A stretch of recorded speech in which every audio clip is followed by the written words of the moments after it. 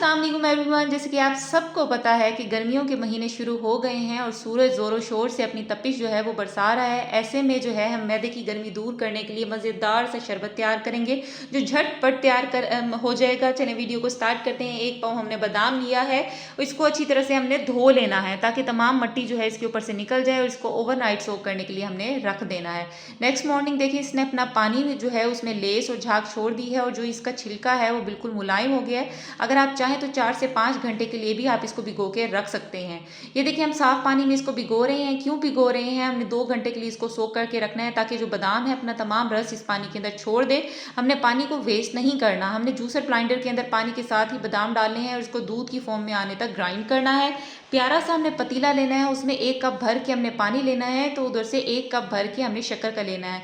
अगर आप चाहें तो चीनी का इस्तेमाल भी कर सकते हैं, मगर जहाँ चीनी की ग़िज़ायत 1% होगी तो वहाँ अगर गुड़ की जो ग़िज़ायत है वो इससे डबल ट्रिपल होगी। तो ये चीनी की निस्बत डिज़ोल्व होने में शक्कर थोड़ा सा टाइम लेती है, मगर आपने बेसब्रा नहीं होना, थोड़ा सा वेट करना है। जैसे ही गुड़ जो है वो डिज़ोल्व हो जाए, इसके अंदर बादाम को जो हमने ग्राइंड किया हुआ मिक्सचर था वो इसके अंदर डाल देंगे और मीडियम टू लो फ्लेम पे इसको कुक करने के लिए रख देंगे।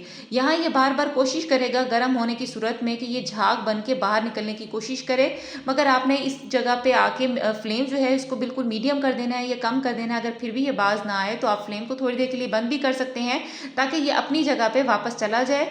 और इसको आपने बिल्कुल भी ज़्यादा देर तक कुक नहीं करना, तब तक सिर्फ पकाना है जब तक ये जो बाहर निकलना बंद कर दे और इसकी झाग जो है वो ख़त्म हो जाए। अच्छा, अभी इस पॉइंट पे आके इसकी कंसिस्टेंसी जो है वो खुद ब खुद थिक होना शुरू हो गई है। इलायची पाउडर डाल देंगे 1 चम्मच भर के, और इलायची पाउडर डालने के बाद आपने सिर्फ 5 मिनट और कुक करना है। ज़्यादा इसको ओवर कुक नहीं करना, वरना इसका टेस्ट जो है वो कड़वा हो जाएगा, ये चेंज हो जाएगा। तो इसकी कंसिस्टेंसी ऑलरेडी बहुत ज़्यादा थिक हो चुकी है। अब यहाँ थोड़ी देर हिलाने के बाद हम जो फ्लेम है वो बंद कर देंगे ताकि ये अच्छी तरह से रूम टेम्परेचर पे ठंडा हो जाए। जैसे ही ये ठंडा हो जाता है तो हम किसी भी बॉटल में, ग्लास में या जार में, एयर टाइट जार के अंदर इसको अच्छी तरह स्ट्रेन कर लेंगे। जैसे ही स्ट्रेन कर लेंगे ताकि इसके अंदर कोई भी ज़रात ना आए, कोई भी मोटी चीज़ ना आए, ताकि जो हमारे मशरूब है उसका जायका ख़राब कर दे।